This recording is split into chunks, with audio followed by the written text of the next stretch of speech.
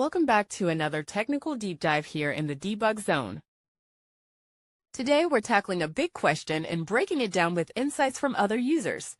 Hopefully this clears up some misconceptions and helps you get the answer you need. So buckle up, stay a little curious, and let's jump right in.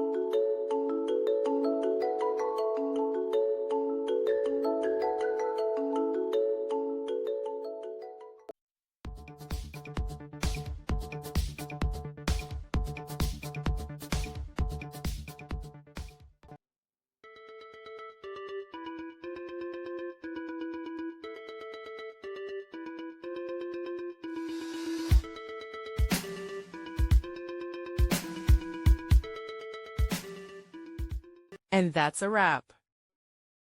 I hope you found the answer you were looking for.